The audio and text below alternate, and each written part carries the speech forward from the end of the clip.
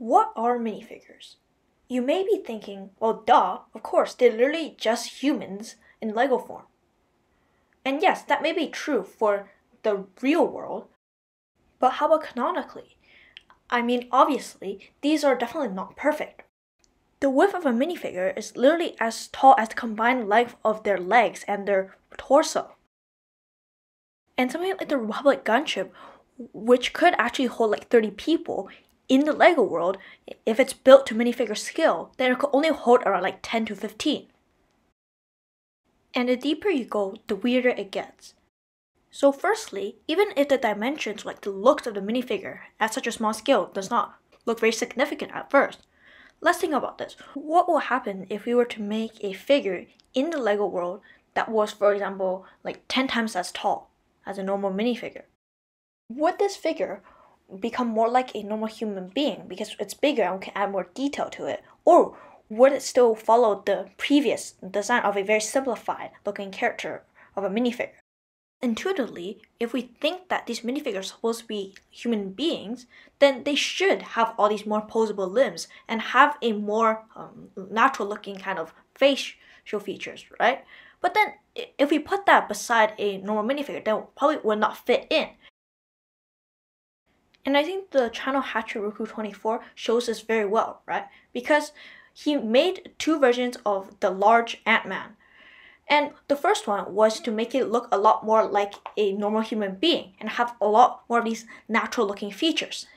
And then the second one was to make one that was a lot more blocky and more look like it was a direct enlargement of a minifigure. So then this whole situation becomes kind of like a paradox because neither of these builds are technically wrong. So it just becomes, would you rather be more accurate to real life, or would you want something that fits more into the canonically correct Lego universe? And it seems that the Lego company itself is leaning more towards the fact that these kind of minifigures are not exactly human beings. Because when the Lego company makes these larger figures, they are more likely to be an enlargement of the minifigures itself rather than being more accurate to human beings, even though they have more areas that they can add more detail in. And come now to think about it, it might make more sense that these minifigures aren't actually human beings. Because hypothetically, if there was a God, then like in the Bible, then it says that God created human beings in his image, right? But God is not technically not a species, right? He's not the same thing as humans. He's more quote unquote divine than humans. So this could apply to the same thing as these minifigures, right? Because humans are technically kind of like a god to these minifigures. By making these minifigures or by doing these type of animations, we basically bring them to life. And this means that even if these minifigures are created in the image of human beings, they will never be the same as human beings.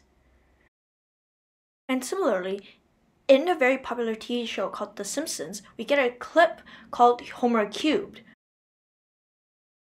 Which, by the way, makes no sense because since The Simpsons live in the 2D plane, which is measured by area, this means that area cubed does not equal to volume because length cubed equals to volume.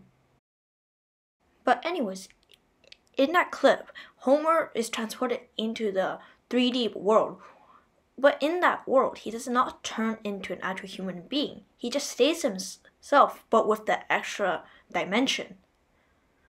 This proves that he is not an actual human being because he still has very grotesque features and also that yellow skin tone. Yellow skin tone. Does that ring a bell? Oh, wait a minute, all these Lego minifigures are all yellow skin toned. And I'm not talking about all the Star Wars or all the other licensed themes. I'm talking about purely the Lego universe.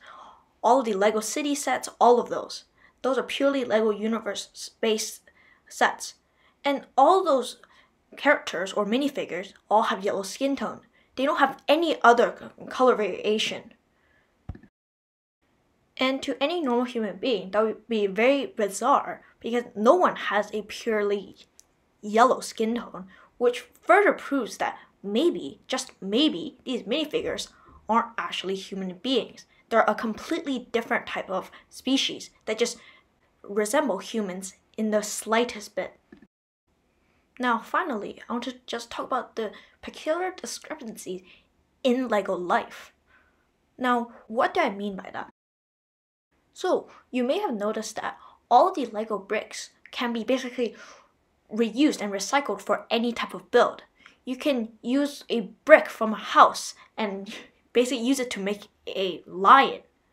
And that's kind of weird, because if we still say that there are certain species or there is still life in the huge LEGO universe, then how is it possible to use any simple type of piece to make any type of animal? That just doesn't really make sense. And this is where the specially molded LEGO creatures come in. You see all those lions and bears? Maybe those are the only actual quote-unquote living creatures in the LEGO universe. Maybe all the other brick-built animals that we tried to make, maybe they're just statues. Maybe they aren't actual living animals. Because in real life, people aren't just able to just create life or just create a lion out of nowhere. They have to be created through natural causes, and humans just can't create them through a lab. Now, you may be wondering, well, how do minifigures work then? They also have many different parts. Then doesn't it mean that these minifigures are just able to bring back all these decapitated minifigures back from the dead? Well, I think there's a good explanation for this. You may have noticed that all these minifigures have very special connections. All these legs to the torso, they have these special cylinders that connect perfectly into the torso. And they also, for the head and the torso, there's this special neck piece. And I think that these special connections is much harder to take apart than like a normal Lego piece, right? And I think this simply just for the minifigures in that universe, they just simply aren't able to just easily take a head off and put it back on and just create life again and again. So in conclusion, the next time you try to make a house for your minifigure, just remember that those guys are not human beings, and you need to make that door extra wide. And the next time you make a dog as a pet for your minifigure, just remember you're using the same pieces as you're gonna use for a car.